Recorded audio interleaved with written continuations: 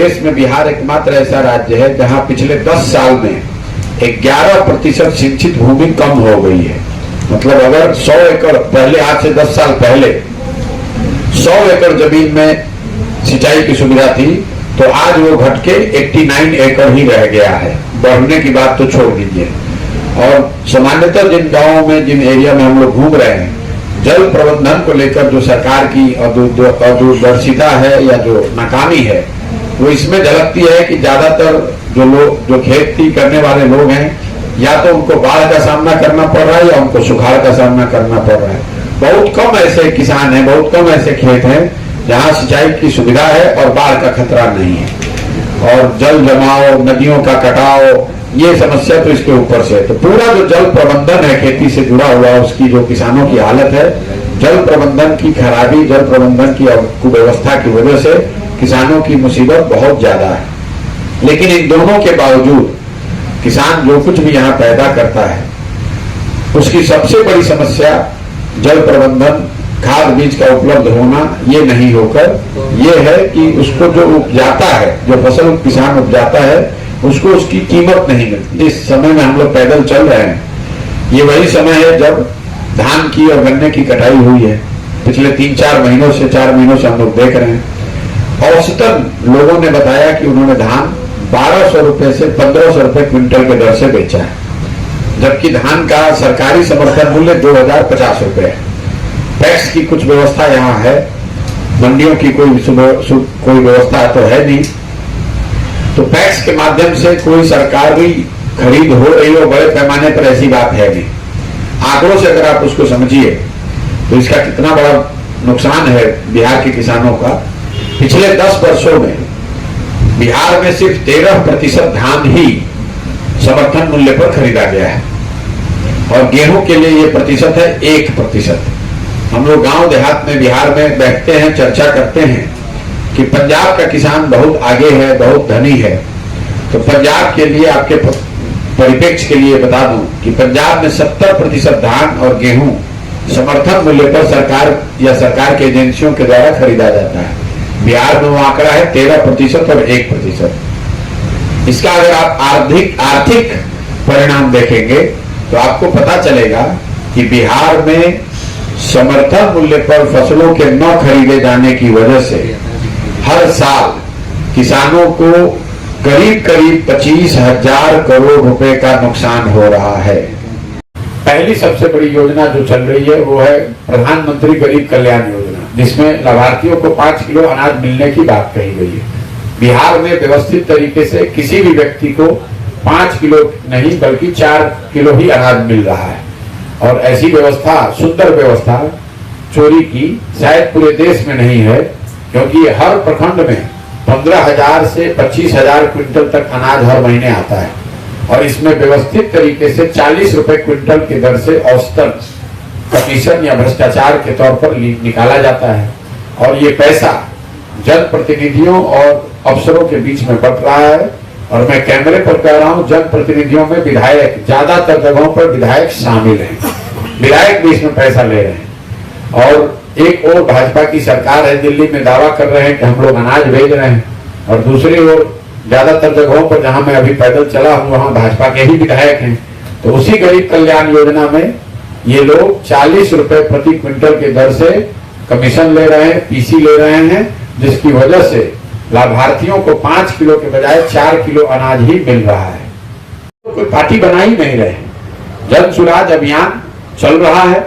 मैं इसका नेता हूं नहीं, मैं इसका सूत्रधार हूं। मैं एक सोच के साथ निकला हूं, और मुझे ऐसा लगता है कि जन सुराज कोई राजनीतिक सामाजिक अभियान नहीं है, ये समाज के जरिए एक नई राजनीतिक व्यवस्था बनाने का अभियान है। मैं वो काम कर रहा हूं कि समाज को जाकर बताऊं कि आप अपने और अपने बच्चों के भविष्य के लिए उन समस्याओं, उन मुद्दों पर गौर कीजिए जिनसे उनका भविष्य सुधरे। और उनकी मदद ये कर रहा हूं कि उनके बीच से ऐसे लोगों को चिन्हित करके निकालूं जो कि समाज के सही लोग हैं, जिन पर समाज का भरोसा है। और वो सब लोग मिलकर अगर दल बनाएंगे, विकल्प बनाएंगे, तो मेरी भूमिका है कि उनकी मदद की जाए ताकि वो दल बनाएं और विकल्प जनता के सामने हो। और साथ में मेरी भूमिका है कि उनके साथ, उनके पास एक सोची समझी रणनीति और एक योजना हो ताकि बिहार को अगले 10 साल में देश के 10 अग्रणी राज्यों में शामिल कराने के लिए एक प्रयास किया जा सके। शराबबंदी को लेकर मैंने पदयात्रा से पहले ही स्टांस अपना क्लियर कर दिया है। मैं एकमात्र व्यक्ति यहाँ हूँ जो राजनीतिक क्षेत्र में है जो कि खुले मन से, खुले तरीके से हर दिन ये कह रहा है कि शराबबंदी बिल्कुल रेट्रोग्रेड मूव है, इसको हटाया जाना चाहिए। भाजपा के लोग जो कह रहे हैं कि शराबबंदी हटाया जाए, ये तो तब हटाने की भी नहीं कर रहे, वो कह रहे हैं शराबबंदी से नुकसान हो रहा है, वो तब जब वो सत्ता में नहीं है। आरजेडी के लोग जब विपक्ष में थे तो इसके विरोध में थे, आज इसके पक्ष में है। मैं आपको पहले दिन से कह रहा हूं कि शराबबंदी बिहार के लिए कोई इसका फायदा नहीं, इसके सारे नुकसान है और इसके लिए आपको गांव में जाने की जरूरत नहीं है, बिहार की स्थिति को समझने की जरूरत नहीं है। दुनिया भर में कोई ऐसा उदाहरण है नहीं जहां किसी राज्य ने, किसी देश ने, किसी समाज ने शराबबंदी के जरिए अपना सामाजिक राजनीतिक उत्थान किया हो।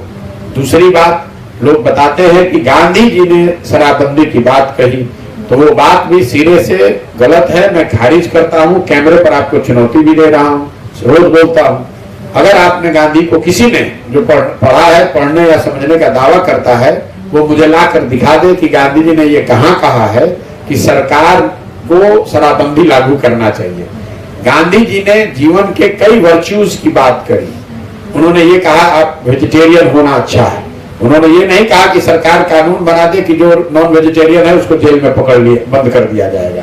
गांधी जी ने उसी संदर्भ में ये कहा कि शराब पीना बुरी बात है, इस रोके जाने के लिए समाज को प्रयास करना चाहिए। गांधी जी ने ये कहीं नहीं कहा कि कानून बनाकर आप शराबबंदी लागू कर दें और सरकार का अपना जो काम है उसको छोड़ के अब आप शराबबंदी को लागू करने में ही पूरी व्यवस्था को झोंक दें, ये गांधी जी ने नहीं कहा है। और तीसरी बात जो धरातल की है, शराबबंदी की वजह से बिहार सरकार का करीब करीब 20,000 करोड़ रुपया, बिहार के लोगों का 20,000 करोड़ रुपया हर साल का नुकसान हो रहा है। बिहार में डीजल पेट्रोल 8 से 10 रुपए लीटर महंगा है। बिहार में जितनी निबंधन होती है, क्योंकि जो ये 20,000 करोड़ रुपए का नुकसान हो रहा है तो आएगा कहां से? तो पेट्रोल डीजल पे टैक्स सबसे ज्यादा है, 10 रुपए लीटर पे आप हम ज्यादा दे रहे हैं। जो आप जमीन की रजिस्ट्री करते हैं उसमें बिहार का दर जो है, बिहार में निबंधन के जो रेट है वो पूरे भारत में सबसे ज्यादा है।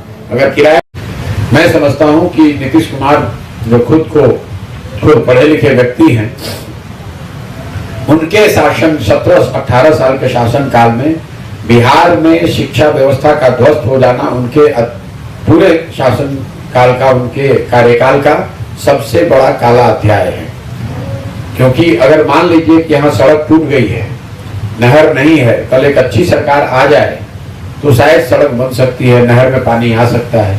लेकिन जो 2 पीढ़ियां इस ध्वस्त शिक्षा व्यवस्था से पास होकर निकल गई, जिनका उम्र बीत गया, अब अगर कल अच्छी सरकार आ भी जाए तो भी वो लोग वापस आकर अपनी स्कूली या कॉलेज की शिक्षा को वापस नहीं ले सकते हैं। अब जीवन भर उनको शिक्षित समाज के पीछे ही चलना होगा। बिहार में शिक्षा का जो हालत है, जो हम लोग देखे गांवों में देख रहे हैं, यहाँ पर विद्यालयों की जो फिजिकल इंफ्रास्ट्रक्चर है, बिल्डिंग, क्लासरूम वगैरह की फिजिकल इंफ्रास्ट्रक्चर, शिक्षकों और बच्चों का कोई समायोजन नहीं है। मतलब जहाँ पर बिल्डिंग है, मैदान है, क्लासरूम है, वहाँ शिक्षक नहीं है। जहाँ शिक्षक है वहाँ बिल्डिंग नहीं है। जहाँ दोनों है वहाँ बच्चे ही नहीं है। और जनरली समाज में एक धारणा बन गई है कि जो विद्यालय हैं, यहाँ से खिचड़ी, पोशाक, साइकिल जैसी योजनाओं का वितरण होता है। और कॉलेज को लेकर, क्योंकि कई लोगों को ऐसा लगता है कि ये शिक्षकों की जो गुणवत्ता में कमी आई है उसकी वजह से शिक्षा व्यवस्था खराब हो गई। मेरा ऐसा मानना है अभी तक देखने समझने के बाद कि वो सिर्फ एक छोटा पहलू है। शिक्षकों की गुणवत्ता सिर्फ एक पहलू है।